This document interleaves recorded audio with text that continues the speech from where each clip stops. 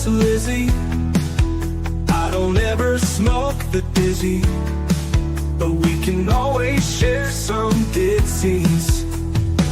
It's just a cup in time. This song doesn't have to rhyme. Life's all of us, not every moment we can be feeling fine.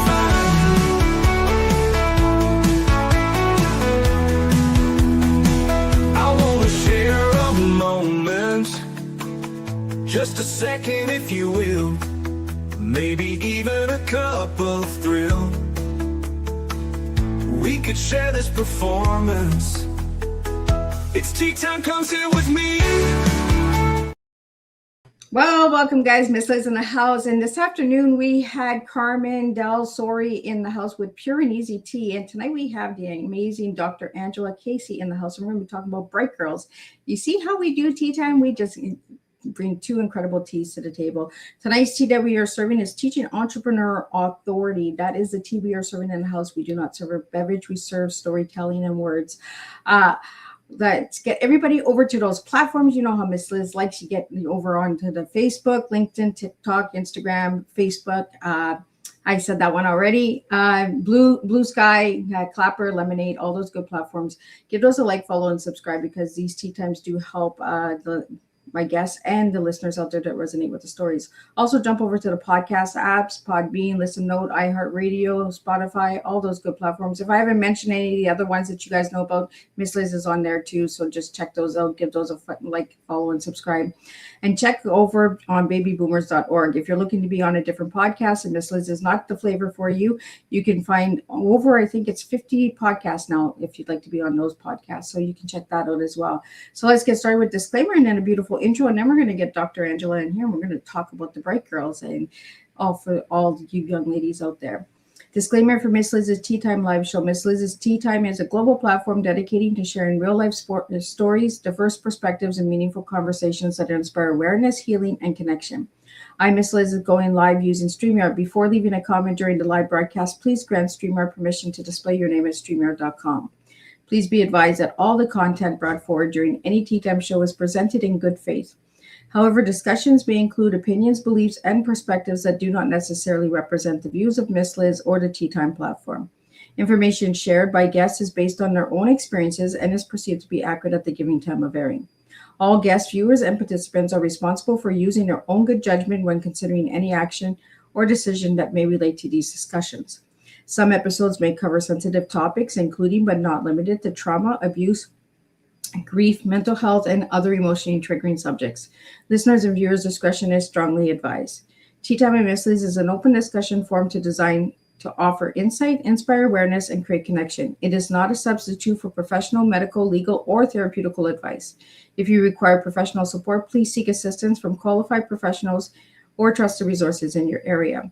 If you have any questions regarding this disclaimer or the content of the discussion, you are welcome to contact me, aka Miss Liz, directly at my email at bookingmissliz@gmail.com or visit my link tree at Miss Liz's Tea Time. By choosing to participate in, comment on, or view these live shows, you acknowledge and accept this disclaimer. Your participation is entirely voluntary. I, Miss Liz, welcomes you to join the conversation with an open heart, and if at any time you feel this platform is not right for you, I respect your wishes and decision and welcome you back whenever you are ready. Tea Time with Miss Liz is serving truth and awareness one cup at a time. Well, welcome to Tea Time with Miss Liz, where conversations bring awareness, education, and empowerment to the table, helping us make more informed choices that positively impact our lives and the lives of those we love. Today's guest brings together science, education, wellness, and a passion for helping young people build healthy habits that can last a lifetime.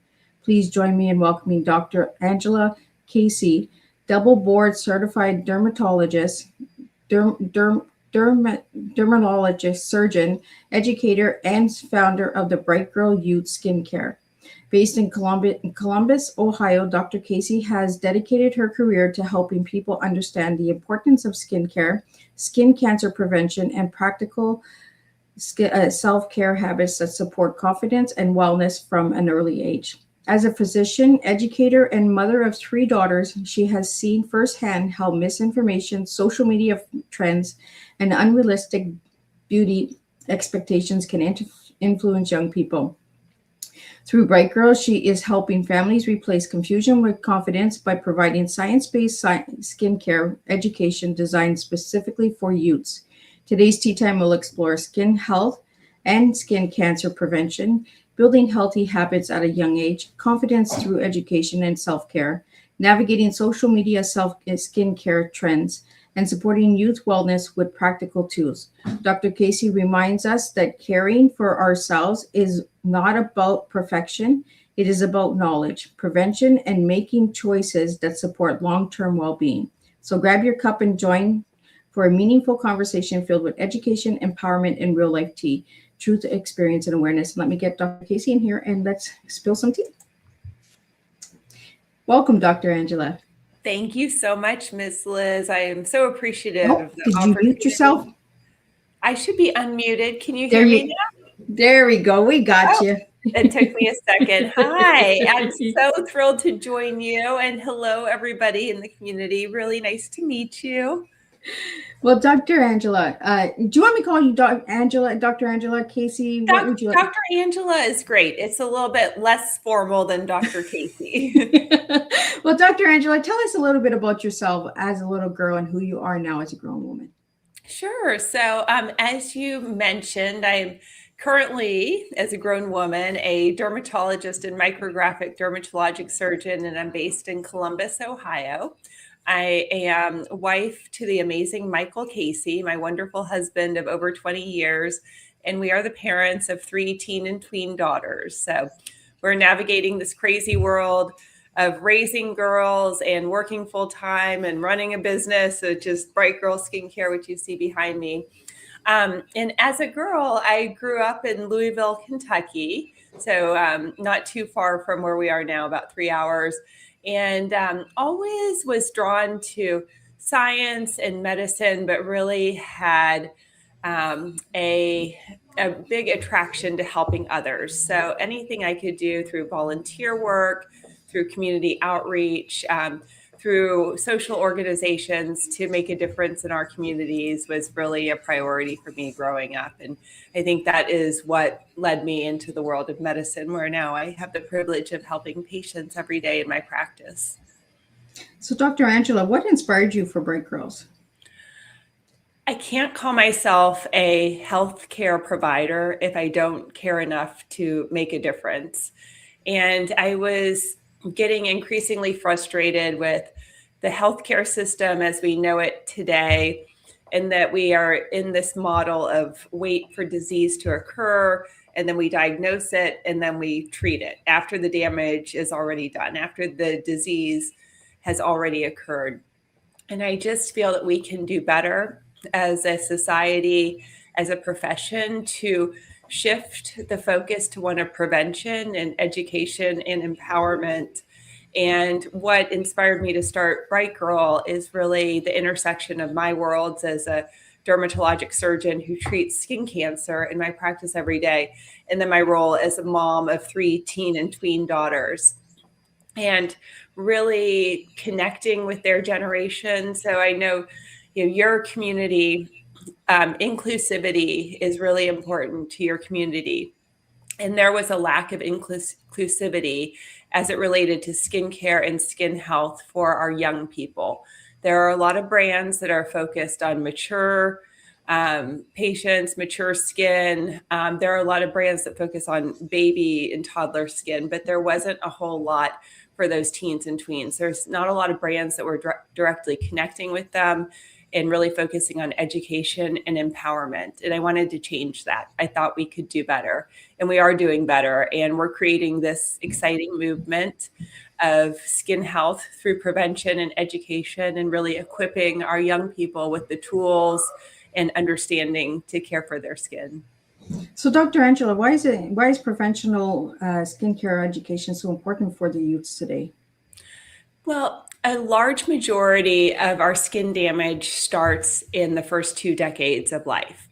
I treat skin cancers in my practice every day. The skin cancer I'm treating in my 62-year-old patient didn't start 5 or 10 years ago. That damage was planted when they were in their childhood and teenage years. when they were outside, when they were getting sunburns, when some of them were playing sports or working on the farm or just out and about with their friends. That was the root of the damage that I'm treating today.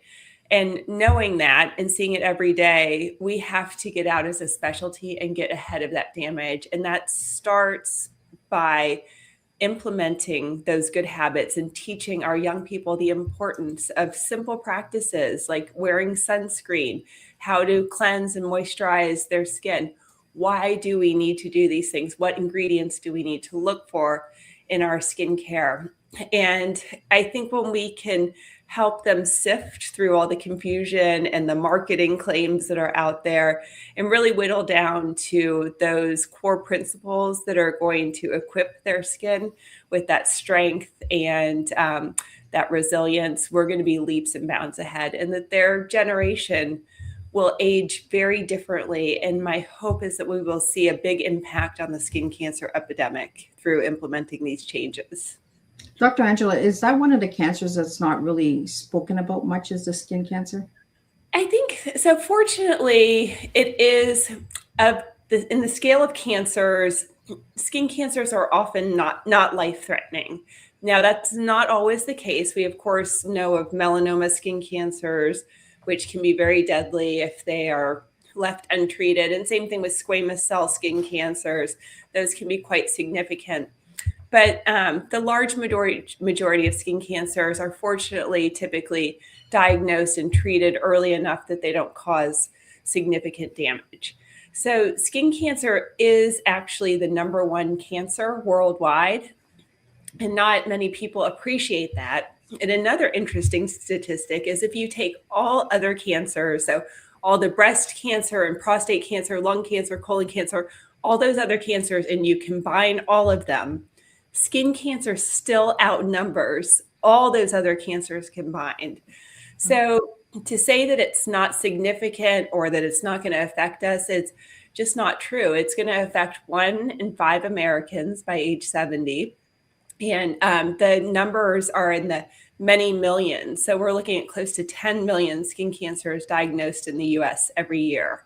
It's significant. Chances are it will affect you or someone that you love. So it's important to educate on this and raise awareness and talk about the importance of understanding our skin, screening for skin cancers, knowing what to look for, and also that preventative piece is so critical. Is there a national day for skin cancer? So May is Skin Cancer Awareness Month, and Melanoma Monday is one of the well-known days. So that's usually the first Monday in May, where many clinics and offices will offer free skin cancer screenings as a way to perform some community outreach. It's something that we've really always enjoyed doing in our practice. It's a very positive event just in terms of raising awareness, helping others that may not have gotten in to see a dermatology specialist otherwise. So what got you into the youths? Into the youth? It really is being a parent myself. I think that seeing that day to day, living that in our own household, seeing where they struggled, where there was misinformation, watching my girls take things that they learned on social media or that they were hearing from friends or from less qualified professionals and coming home and saying, oh yeah, the woman at the spa said I should be using this exfoliating scrub on my face.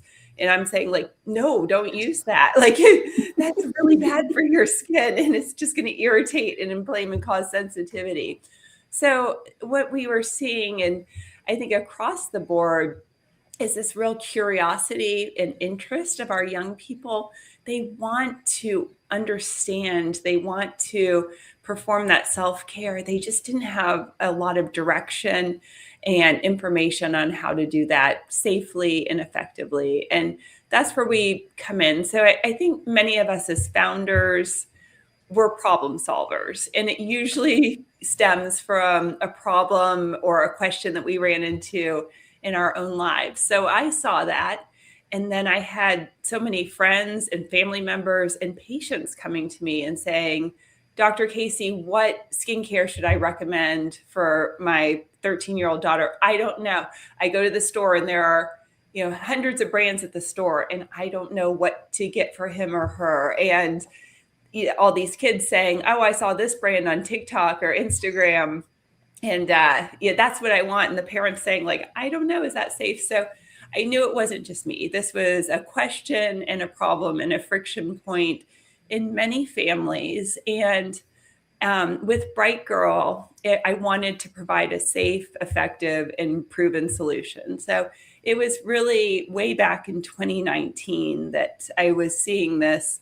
At the time, my girls were all ages 10 and under, but I thought this is a real opportunity for us to change the trajectory of skin health for their generation.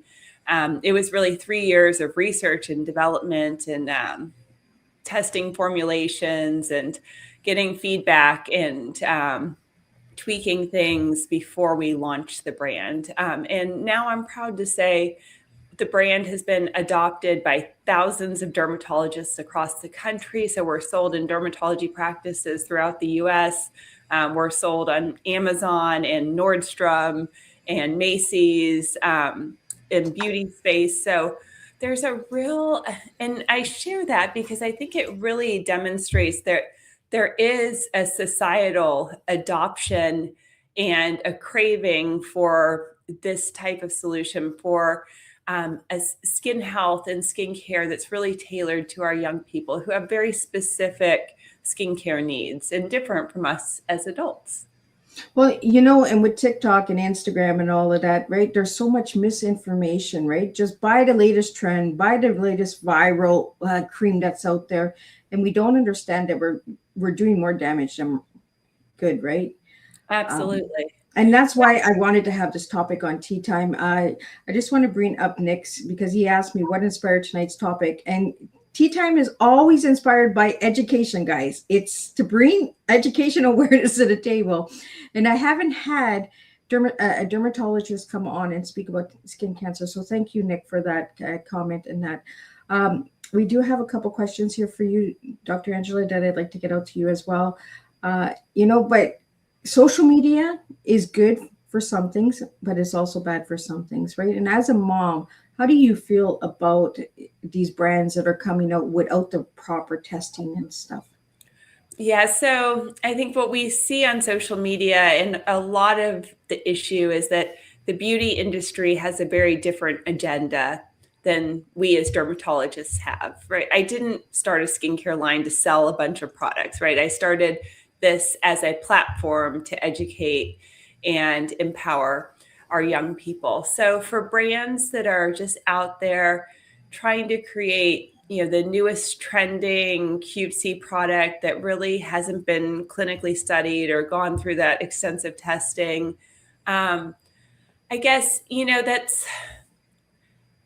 it's all like well and good. I understand, brands want to be successful and get out there, but I think as consumers, you guys are the ones that have the voice and the vote. And when you choose a brand like that, then you're saying that you don't value all the research and evidence and data that's gone into it, and that you're maybe just buying it because of the way it looks or the way it smells, which I don't, that's not always the wrong thing, but I don't always think it's the healthiest choice. And in contrast, as a brand, we went through full IRB approved clinical trials. We went through all the testing. We got all the data points. We published the studies. So it's very different. And I think the way that we approach launching any sort of product in the healthcare system, think of medications that go through FDA trials, and there's a lot of layers of testing and checkpoints at every stage, so that we are not just mass producing something into consumer society.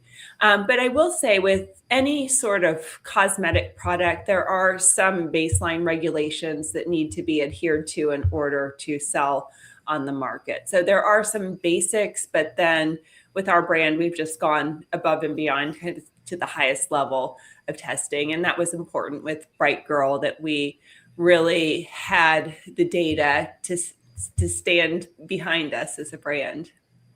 So, Dr. Angela, what is the biggest skincare mistakes young people are making today? I'm going to choose two things. It's hard to choose just one. First of all, is that they are often choosing products that are geared towards more mature skin. So a lot of the influencers and the creators and the celebrities that they are seeing on social media or other platforms are older than they are. So the 15-year-old is watching the 27-year-old do a self-care ritual and a skincare ritual. So the products that 27-year-old needs are very different than a 15-year-old. So teen and tween skin has a very unique microbiome. The skin barrier is a little different than adult skin. So it's very important that we are tailoring skincare to our youth that is appropriate for skin at their stage. And the skincare needs of a 15-year-old are different from those of a 7-year-old, and that's different from those of a 25-year-old. So you have to kind of respect those differences and cater skincare accordingly. So that's number one. Secondly is these complicated regimens that are being promoted on social media. So these 7 or 8 step skincare regimens that, are just very involved. You're layering a lot of ingredients on the skin. What that is doing is just increasing the risk that there's going to be an allergy to one of those ingredients. So instead of having 20 ingredients from your cleanser or moisturizer, you now have 80 ingredients that you're putting from your serum and your cleanser and your moisturizer and your facial mist and your toner and your setting spray in all these different steps. So important to understand that. And that when you layer so many actives on your skin, and particularly on young skin, what that ends up doing is breaking down the skin barrier. And that is the root of so many issues. That's what causes acne to flare. It's what causes skin sensitivity, blotchiness, inflammation, redness, all the things that our young people don't want. So it's important as parents that we are, and as experts, that we're educating that audience, that although perhaps that influencer is like demonstrating the pageantry of this complicated skincare regimen, you have to question, like, A, is he or she doing that every single day in her life, or did they just do that to create this entertaining video? And B, is that appropriate for your young skin? Yeah, because I watched some of these TikToks and they're putting like 10 products on their face. And I'm like, ooh, that can't be good. No, it's generally not good. And I don't know about you, Miss Liz, but I don't have time to do a 10-step regimen. I do like 30-second makeup job. Like, no. I watch some of these videos where they're like 15, half an hour just doing makeup. And I'm just like, I don't got time for that. Like, no, it's kind of impressive, but maybe not how I want to spend my morning. I'd rather be with friends or getting some exercise or connecting with my family. Right. We have a question here. Are schools doing enough skincare education? Oh, I love that question. I think that there is more and more of that, and it's very dependent on the school district. So I do think that some districts are embracing that.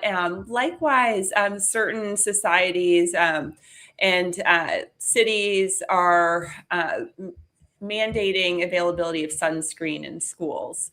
So we are seeing a trend shift in that respect, that there's more access, more availability for our young people, and that they can have that sunscreen readily available to them. So I think that that's a big win.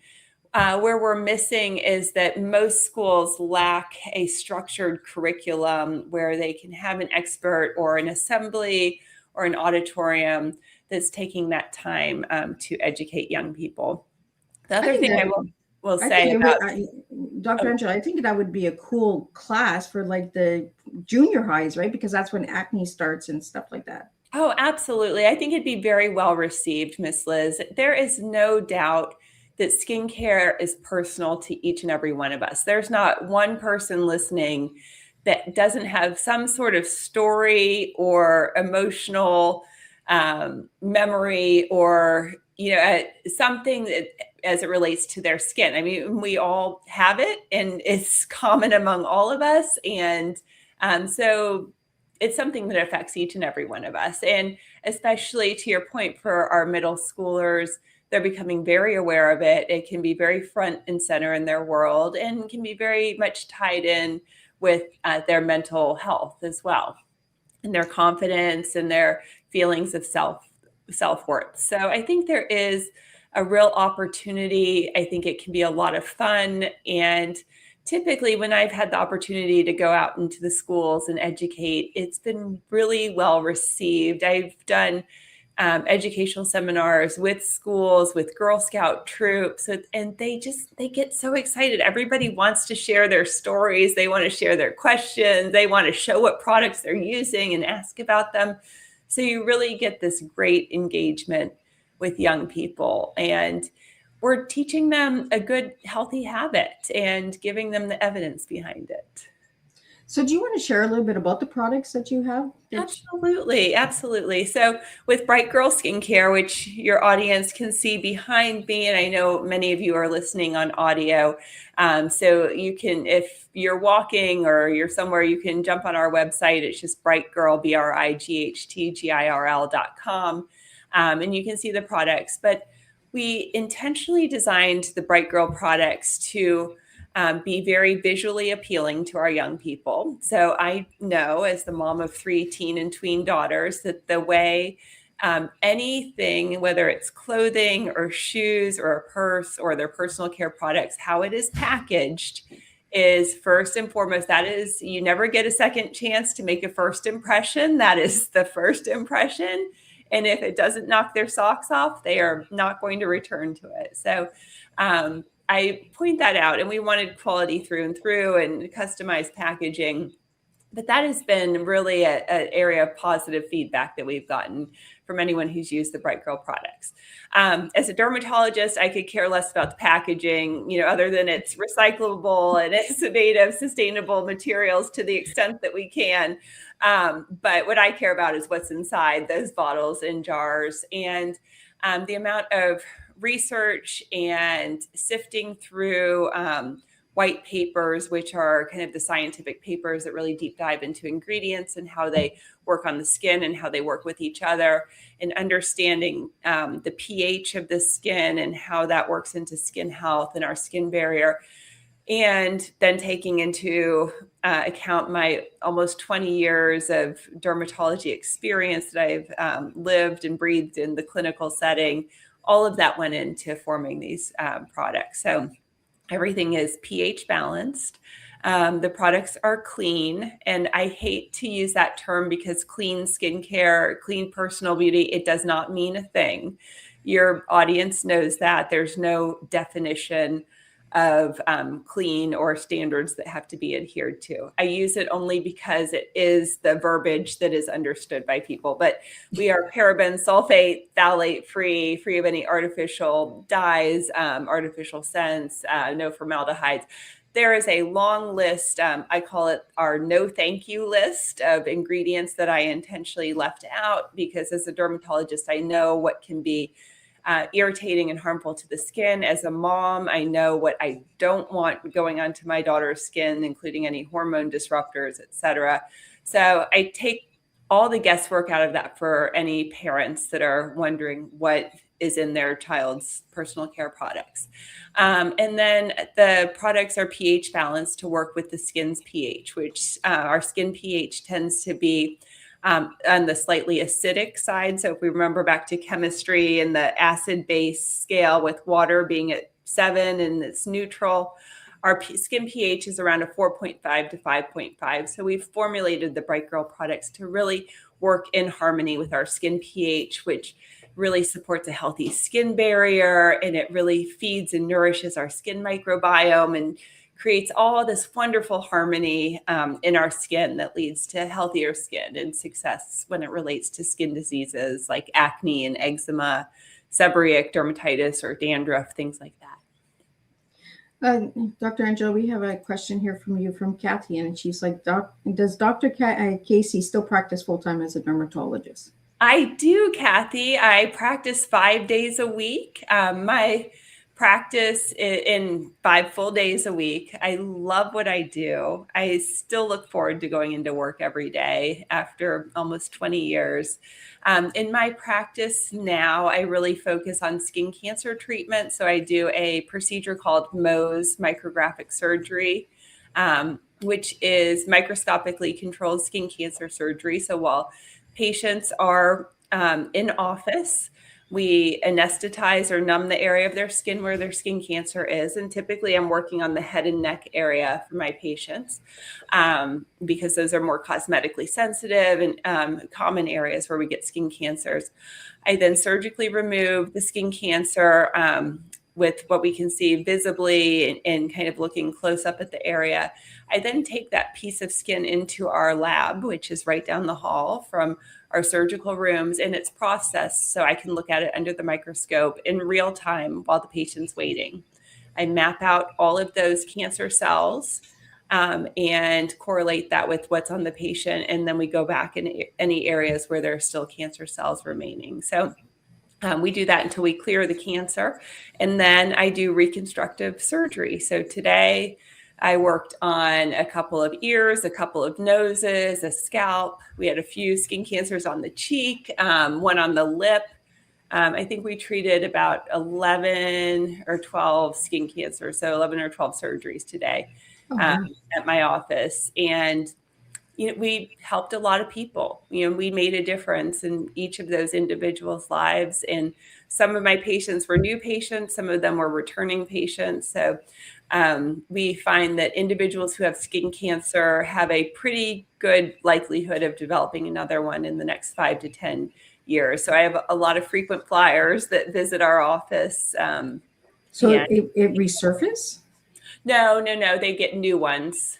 So the wonderful thing about Mohs surgery, which I practice, is that the cure rate is excellent. We get close to 98 to 99% cure of the skin cancers that we treat. So it's very, very rare that those cancers that have been treated with the Mohs surgery recur. What is very common, though, is that those patients get another skin cancer elsewhere on their skin, because when we go out in the sun and we get a sunburn, it doesn't just affect this spot on our nose. It also gets our forehead, our cheeks, and our chin. So those cancers can pop up in any of those spots. And for my bald or thinning hair gentlemen, they often have them on their scalp as well. So we see lots of skin cancers on the scalp.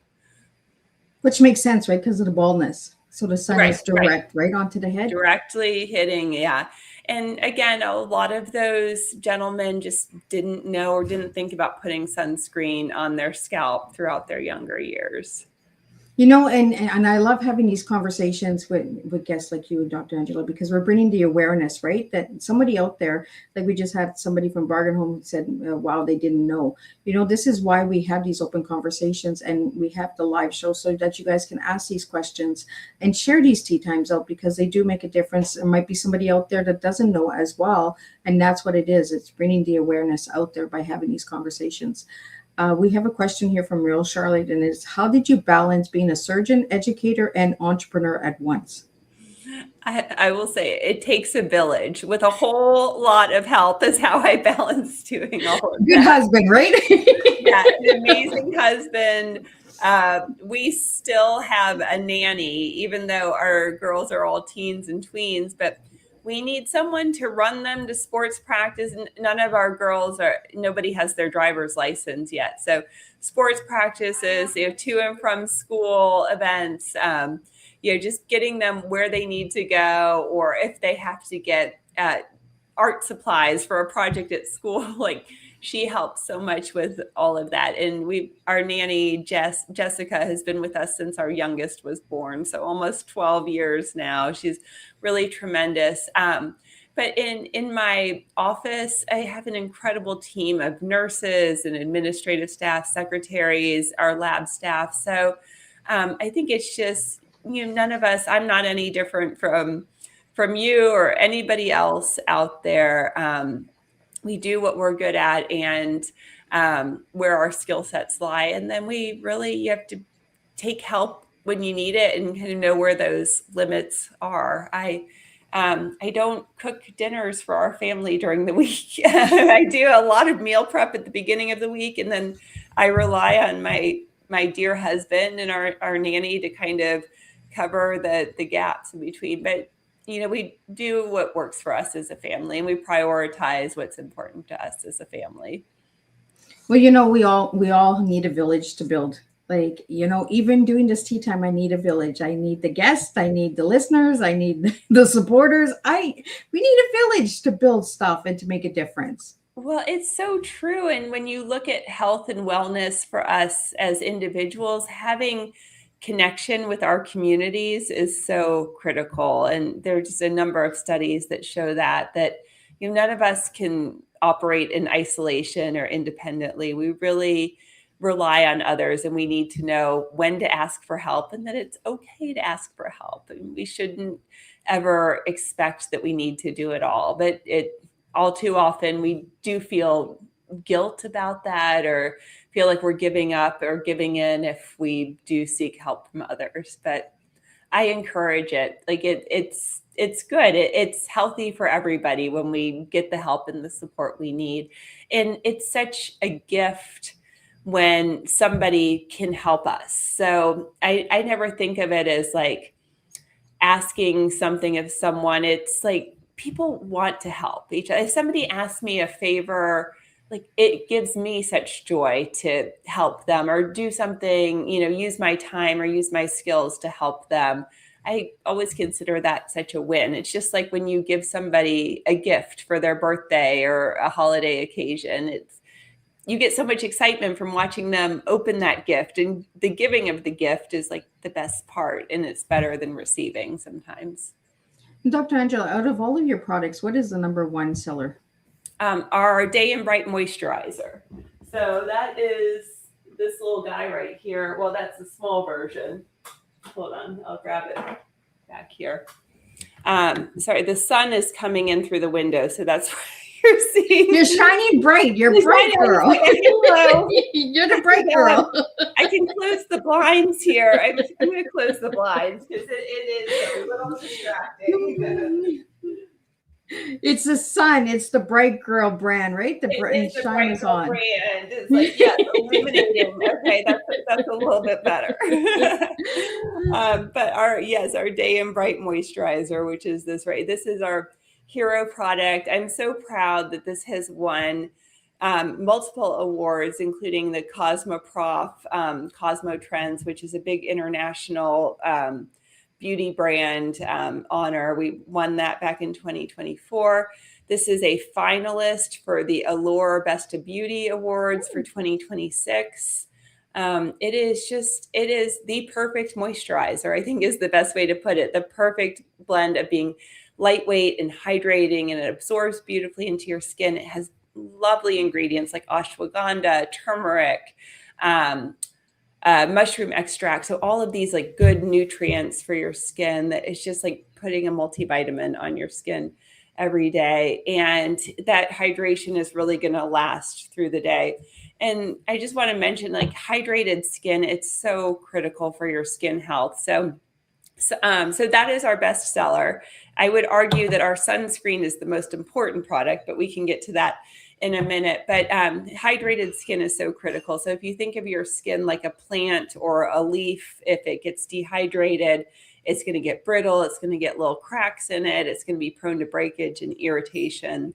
When we moisturize our skin, it really plumps everything up and just keeps our skin nice and resilient so it can handle everything that our environment throws at it throughout the day. Well, Dr. Angela, I have a question for you, because I know my grandma and my mom, they used to put Noxzema on their face. Oh, yeah. So what? I did too. And I'm not as old as your grandma or mom, but I can't find good Noxzema to do it, because my grandma's always like, don't forget to put your Noxzema on. And I was like, yeah, but I can't find a good one anymore, because now they're filled with, it's not the same as what it was before. Like so many things, just like Hostess Twinkies are not the same as they were when we were kids, Miss Liz. They're adding ingredients into them now, and they're like, oh, no. No, it doesn't even taste like food anymore. Yeah, the Noxzema doesn't even feel like like legitimate skincare anymore.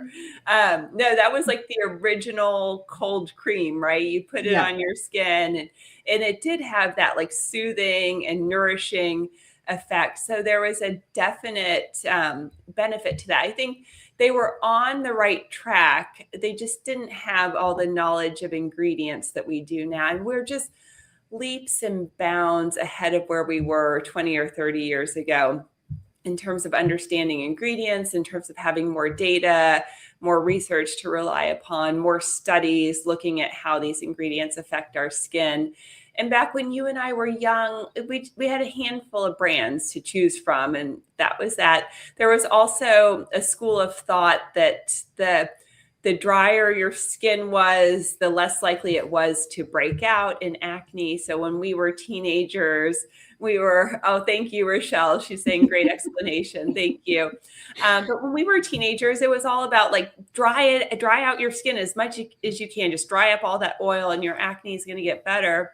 Now we know it's actually the exact opposite. If the more moisturized and resilient and stronger your skin barrier is, the less likely you are to get acne and breakout. So it's like the pendulum has swung completely in the other direction.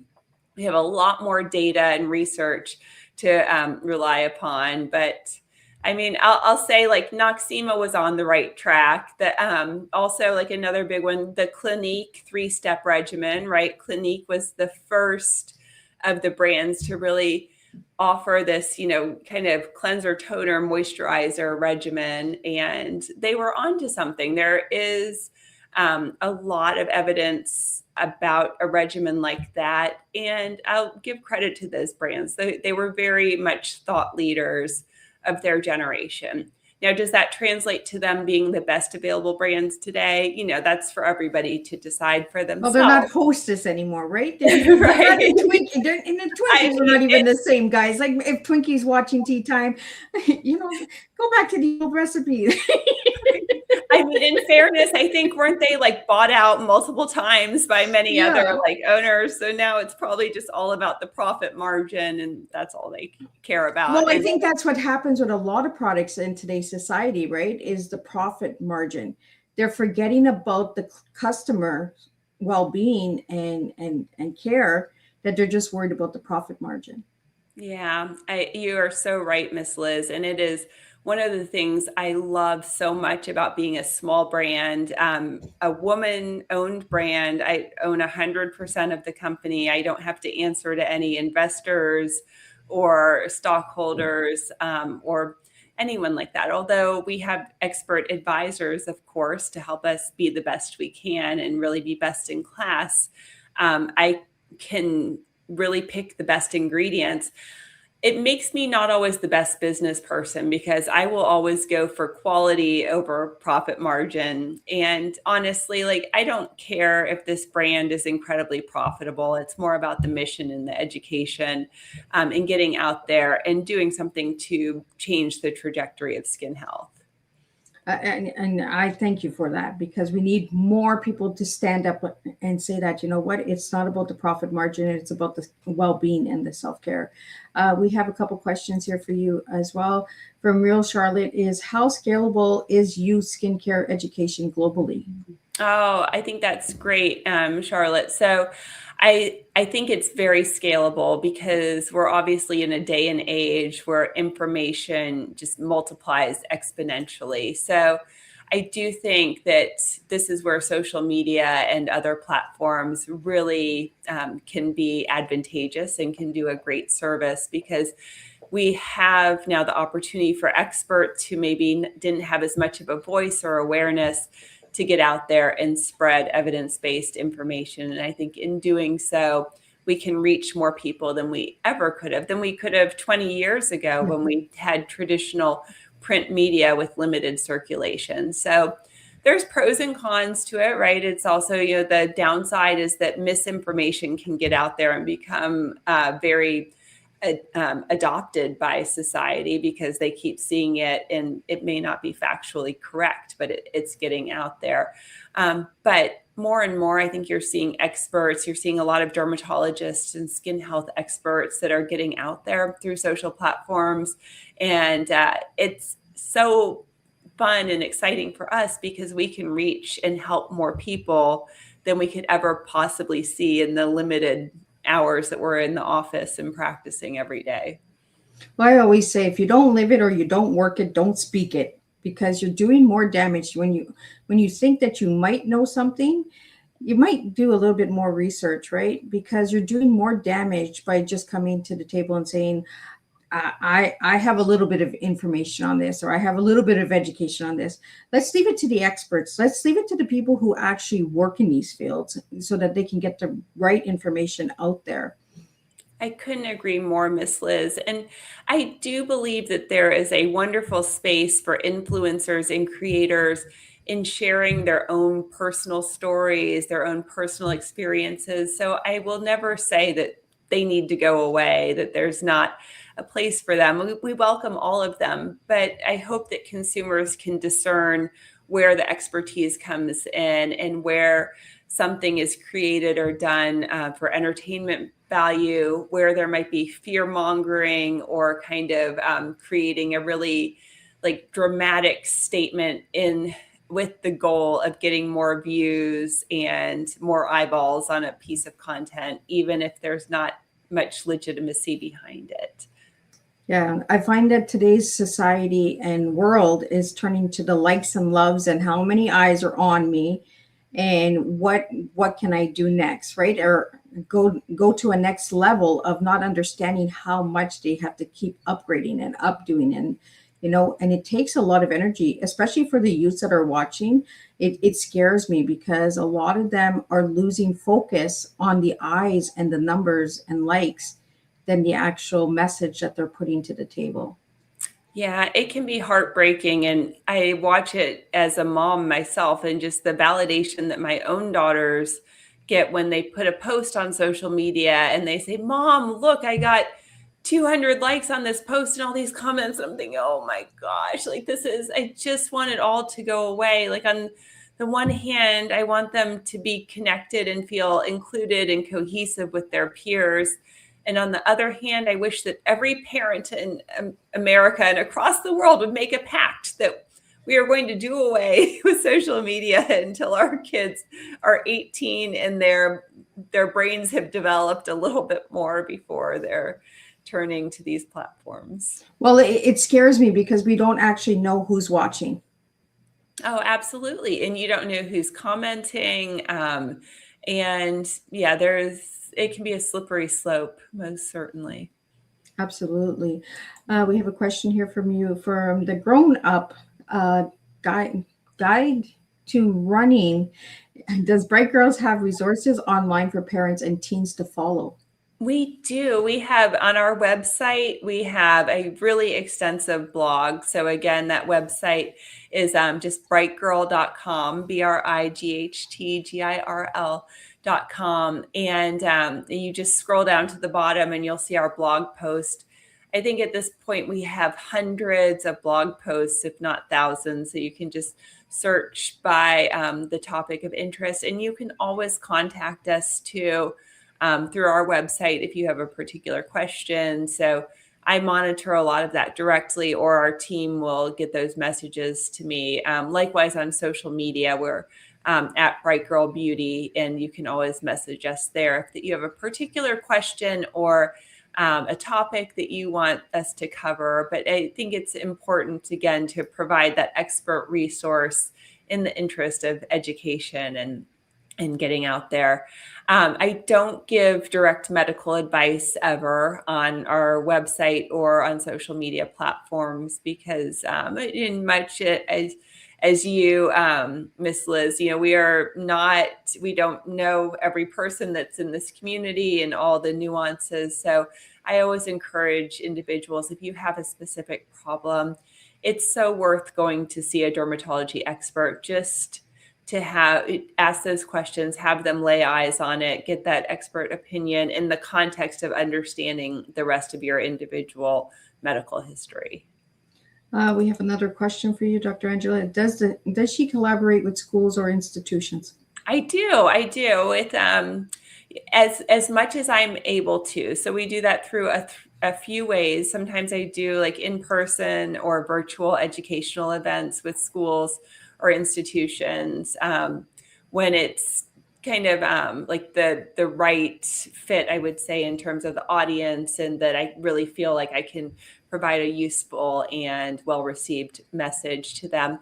We also do a lot of fundraising for schools and institutions. That is really important to me as a parent, as someone, I mean, all of us went through school ourselves, right? And I remember as a young person, the influence of the support and love and programs through my own school and how much that shaped my journey through life and mentorship along each step of the way. So with Bright Girl, we do that on a larger level. So a lot of fundraising where we give a percentage of sales back to organizations and institutions, schools. And it's just, again, a great way for to really walk the walk with community outreach and doing what we can to help those organizations. Dr. Angela, how young can the girls use these products? We recommend starting around age 8 at the youngest. Oh. And they have been clinically tested down into that age range. So our clinical trials, because of the way IRB approvals and protocols are in the medical world, you have to kind of segment your audiences. So we focus on the teen population in our clinical trials. So ages 13 to 18 was our demographic. But we see more and more young people at age 8, 9, 10 that they're starting to get some early skin concerns with acne breakouts, or they might have eczema. And everybody can use a good mineral-based sunscreen. And we have very beautiful mineral sunscreens. So just to kind of distinguish between chemical sunscreens, which many parents might be concerned about their kids using, that we know that chemical sunscreens are absorbed into our bloodstream to a certain extent. We really don't have those same concerns as it relates to mineral sunscreens. So, of course, sun protection is a big priority for us as a brand. And we have those beautiful mineral sunscreens, again, with very thoughtful ingredient selection and a broad spectrum UVA and UVB protection. So, Dr. Angela, do any of the boys use your products or just girls? Oh, tons of boys use them. I would say, though, our audience is probably 90% female and 10% male. And I'll share a funny story about that. So we had a nice little 16-year-old young gentleman who had been using our products for about a year. We got a couple messages from his mom saying, oh my gosh, his skin has cleared up so much. And, he really loves using the products. And then one day he looked at the package more closely and said, wait a second, this says girl on it. Is this a product for girls, Mom?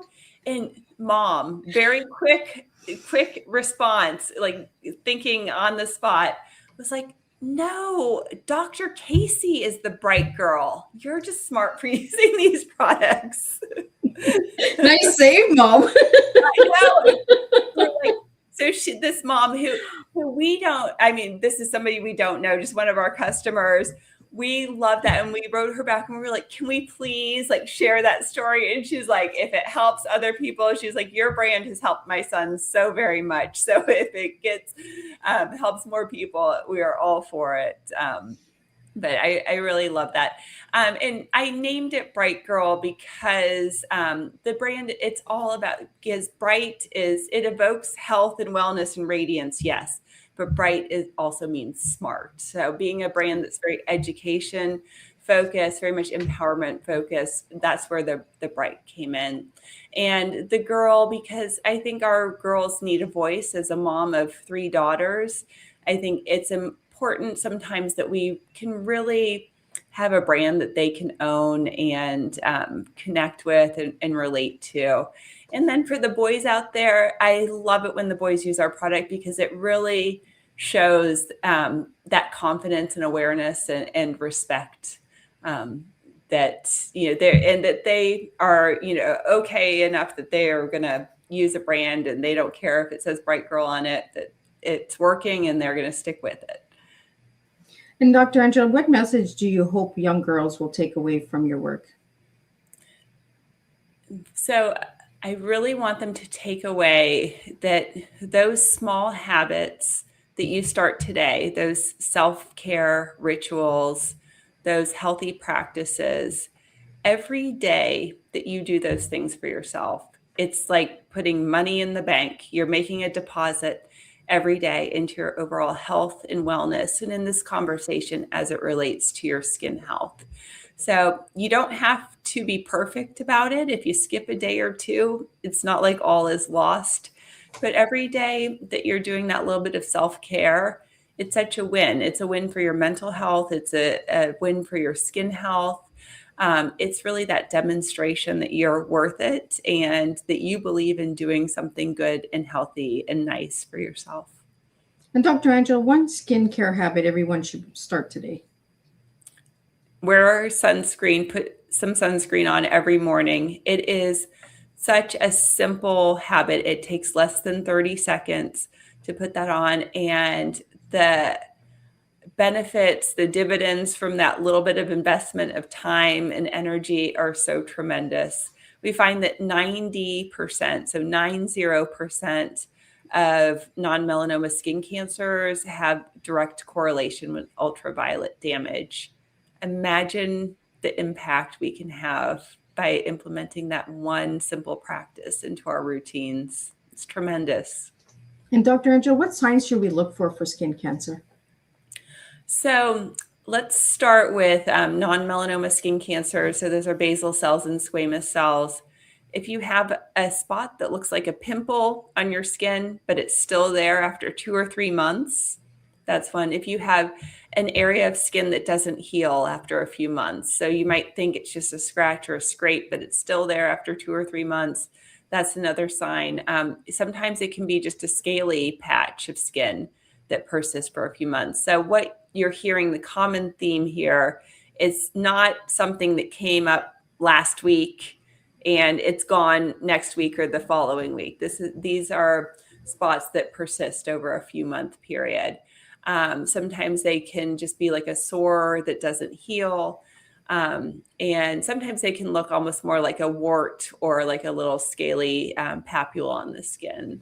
So those are the most common signs. For melanoma skin cancers, typically we're going by the ABCDE guidelines, which many of your audience members may be familiar with. So if you have a mole that has asymmetry, if it has fuzzy borders, if the color is very dark compared to your other moles, if the diameter is greater than a pencil eraser, or if it's changing significantly over a few month period, those are warning signs.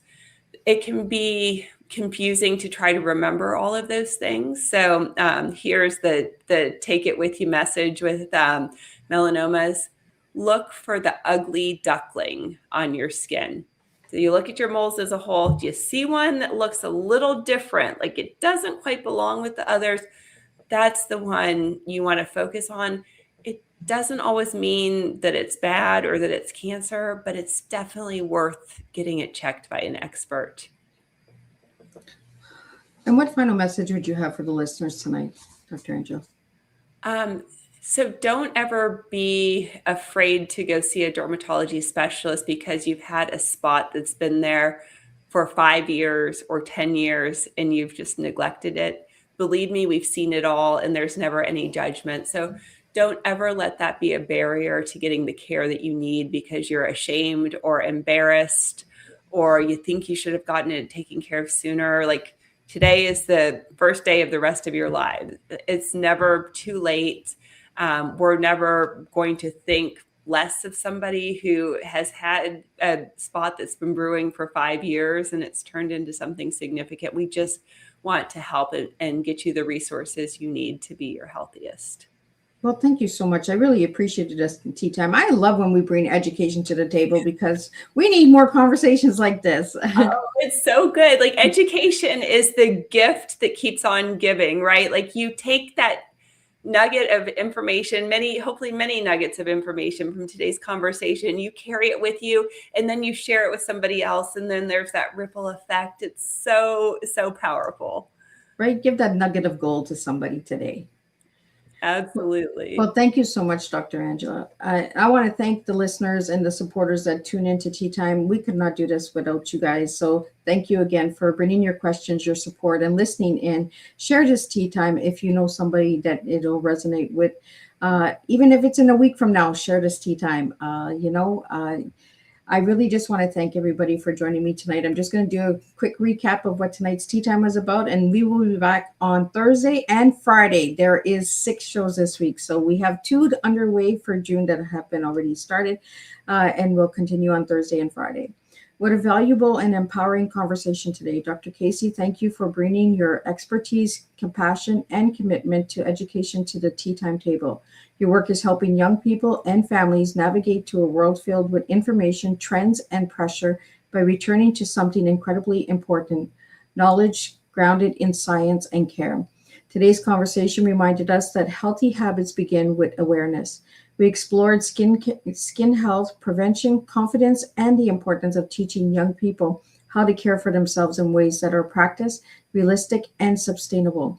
One of the strongest takeaways from today is this: prevention is one of the greatest gifts we can give ourselves and future generations.